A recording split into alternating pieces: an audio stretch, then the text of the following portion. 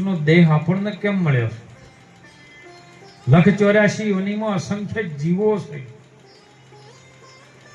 કોઈ જળચરના જીવો છે, કોઈ આકાશ માર્ગે ઉડવા વાળા જીવો છે, કોઈ ધરતી પર ચાલવા વાળા જીવો છે, પણ બધાને પરમાત્મા શું છે એવી ખબર નથી.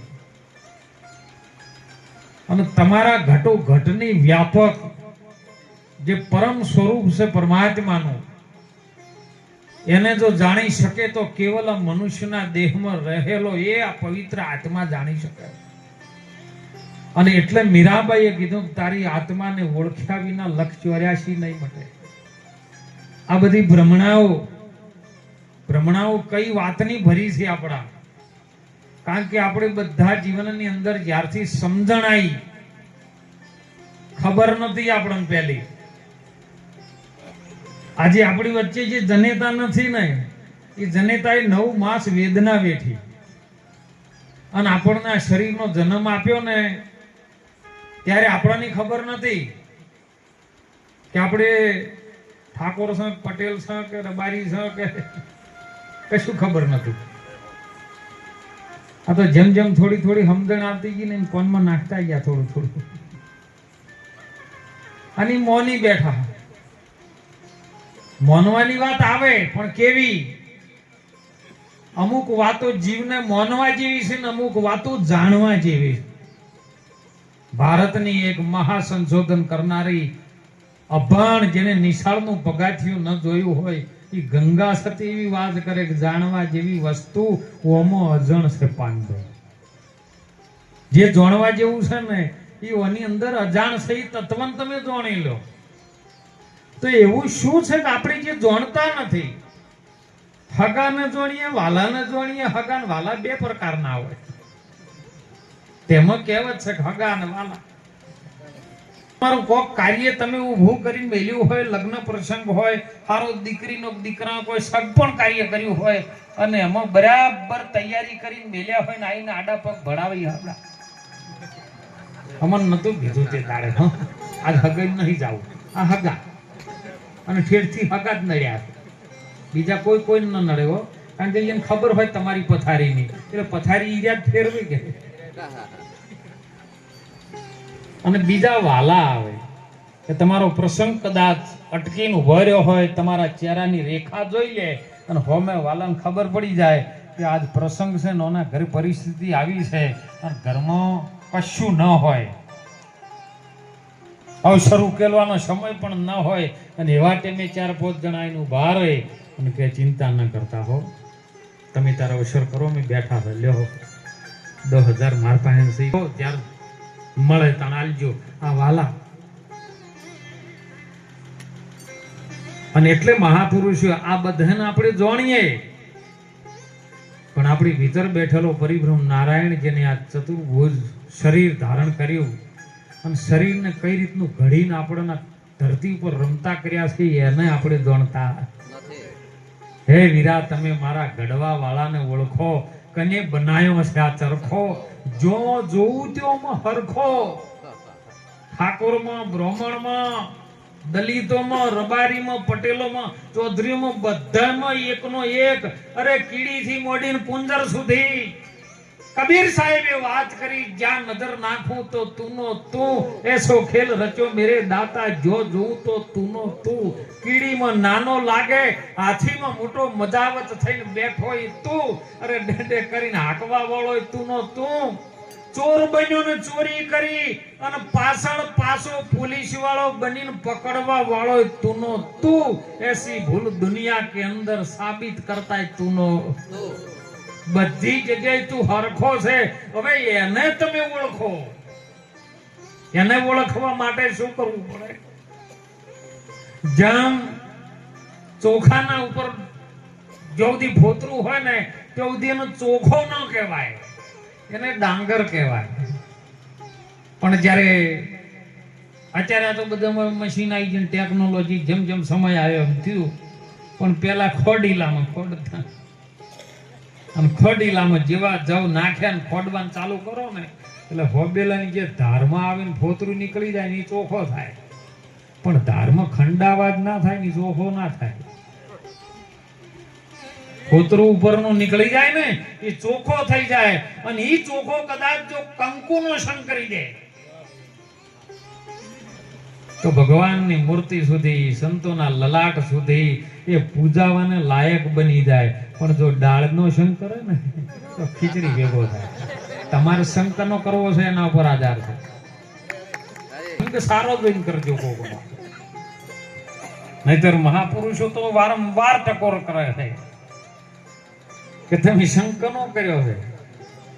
જો કદાચ મોણો હોવા છતાં સંગ ઊંધા માટલાની કોથળીઓનો કર્યો ને તો કોથળી પીવા વાળાને ખબર પડે. જોજો, પૂછજો, નક્કી જોજો વારું. એ કોથળી વાળો ગોઠ મારે ને એટલે ઉપેલી ગોઠ કદી ના છૂટે. એ કોથળીની ગોઠ છે કે જો આ મને જો પકડી ને તો કદી છૂટવાની બારી નહીં થાય. પછી મને નહીં છોડી કે તું આખો છૂટી જાય.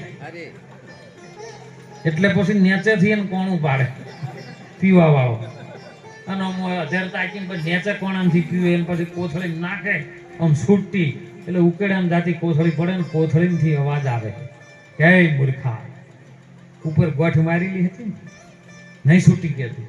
જેમ ગોઠ નહીં છોડી ગયો ને એમ મને તું નહીં છોડી ગઈ, પણ આ ઉકેડા મન નાખી છે. પણ જા જો કલાકમાં તને ઉકેડામાં ના નાખું ને તો ફટકે છે મને. એટલે હોય ને તોય આમ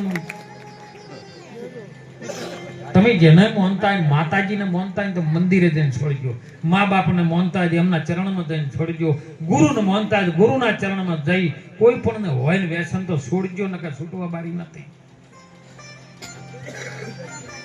અને જો હોદનો આવતો હોય ને તોય પાછો આખો પરિવાર થથરતો હોય કે છોકરો જલ્દી ખઈરો, પેલો જમ આવશે.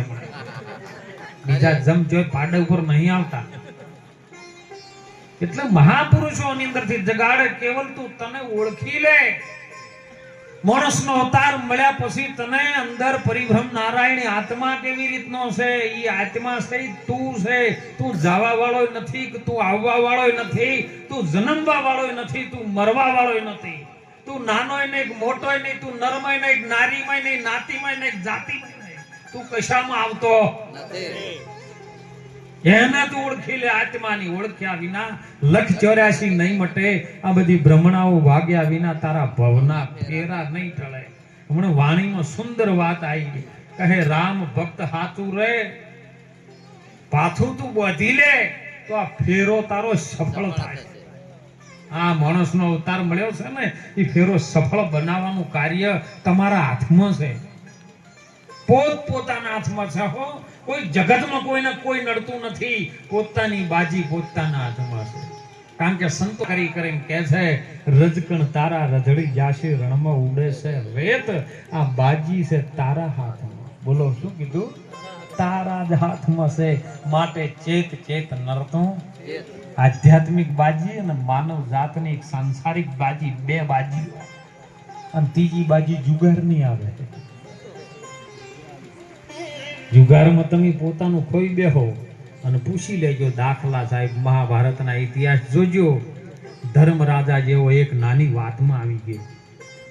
શકુની એને એવું પાસું નાખ્યું સાહેબ કે એને કશું આવડતું નથી. જો એના હમું જીતવું હોય ને તો ચાલાકીથી જીતાય. હમી સાથે આપણી જીતી શકાય નથી. અને રાજાને આ ફરજ આલે ને એટલે રાજા ચેલેન્જ કરવા આવે ને ચેલેન્જ ચાલ્યું સાહેબ. ધર્મનું જુગતું રમ્યા. અને એમાં જે પાસા બનાવેલા હતા ને શકુની એના બાપના પોસળીના બનાવેલા. મારે ને એમ નાખે, ઈ નાખે ને કે એવું થાય. અને ધર્મરાજા હાર્યા. હારતા હારતા હારતા તો પોતે તો હાર્યા, રાજભાટ હાર્યા, પણ પોતાની ધર્મ પત્નીને પણ હારી ગયા. જો જુગાર આ વાતે લઈ જાય. અને મહાભારત સર્જાનું સાહેબ. હાલ એવું નહીં કે ઈ મહાભારત 5554 વર્ષ થઈ ગયું, ઈ નહીં, ઈ તો થઈ ગયું. પણ હાલ દરેકના ક્ષેત્રની અંદર પોતાનું આ ક્ષેત્ર છે. હો, આ શરીર રૂપી એક ક્ષેત્ર છે ને, એની અંદર 5 પાંડવો અને કૌરવો એનું યુદ્ધ ચાલુ છે ને ચાલુ છે. એક ખેતરમાં ખબર રાખજો રે, નહીતર પાછળથી પછતાશો. ખેતર છે ભાઈ ખાર મળ્યું, તમે ખેડવી ના શું ખાશો. વાયદો આવશે એ વિઘોટીનો, અત્યારે મૂડીયું ક્યાંથી પતાવશો. ખેતરમાં ખબર રાખજો ભાઈ, નહીતર પાછળથી પછતાશો. આ ક્ષેત્ર કાયા ક્ષેત્ર અને મહાભારત થઈ ગયું છે સાહેબ. એક બાજુ કૌરવો છે ને એક બાજુ પાંડવો છે. 5 તત્વ જે છે ને એ અનાદિના એમના એમ છે, વધતાય નથી ઘટતાય નથી, સર્જન ને વિસર્જન થાય પણ વધે નહીં ઘટે નહીં એવું. કારણ કે ભીમે જ્યારે ડૂબકી મારી મહાસતી જોગમાયા દ્રૌપદી હોમે. દ્રૌપદી કોઈ જેવી તેવી નથી, અનાદિકાળથી ચાલી આવતી સૃષ્ટિનું સર્જન કરવા વાળી હતી સાહેબ. પહેલા યુગમાં કે માં પાર્વતી કહેવાની, શંકર ઘેર પટરાણી, ભસ્માસુરને શંકરને એને લડાયા. જય હો સંતો આવો. જય હો.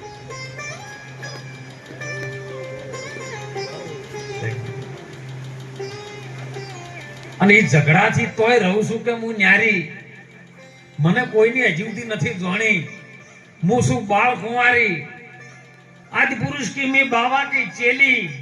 અરે માને એને સંગે ચલું, નહીતર ફિરું મેં અકેલી. હે કોઈની થઈ જ નથી. બીજા યુગમાં કે રામચંદ્ર ઘેરાણી, સીતાજી તરીકે પૂજાણી, રામને રાવણને મેં લડાયા. ખેડથી અનાદિકાળથી આ ઝઘડો ચાલ્યો આવે. રાવણનો વંશો રોડનારી, તો મને કોઈને. ત્રીજા યુગમાં પાંડવ ઘેરમું આવી, દ્રૌપદી થઈને પૂજાણી, કૌરવોને પાંડવોને મેં લડાયા. અને એમ લડાવવા માટે સાહેબ જો ભગવાનને ખબર પડી ને કે જેવી તેવી નથી, અનાદિકાળથી આવી મહા. હે ભીમ, ઓના જોડે કંઈક માગી લે. ભીમ પાસે જ્યારે ઉદાસ ચહેરો જોઈને બેઠો ને એટલે દ્રૌપદી કીધું, ભીમ કેમ આ ઉદાસ ચહેરો લઈને બેઠા છો? કે કશું નહીં, મારે માગવું છે તમે નહીં આપી શકો. કે માગો ને. કે ના, એક વચન ના લો, મારો સમય આવશે ત્યારે હું માગી દઈશ. આપી દીધું વચન. જો તમારો સમય આવે ત્યારે માગજો, હું તમને વચન આપીશ.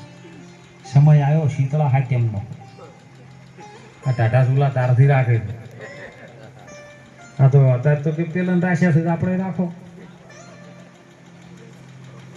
સમય બન્યો સાહેબ. મહાસરોવરની અંદર તમામ ગાદી ભેળા થઈ, 33 દેવતાઓ ગાદી પર બેઠા, અને મેન ગાદી છે ને એમને ખાલી કરી.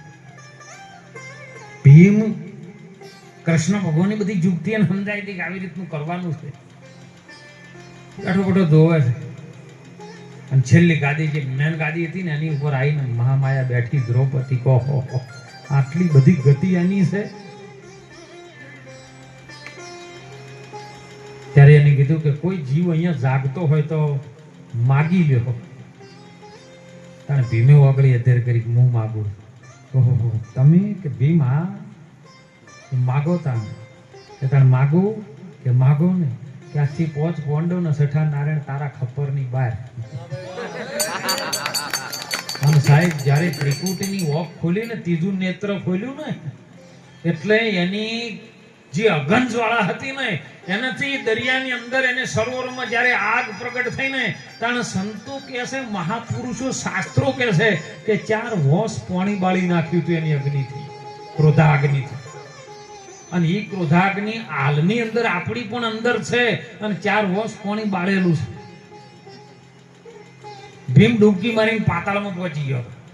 તારની વાતના 5 જે તત્વ છે ને અનાદિના એમને એમને છઠ્ઠો જે નારાયણ છે ને એ એના ખપરમાં કદી ન આવે. ભીમ વાયુપુત્ર હતો સાહેબ,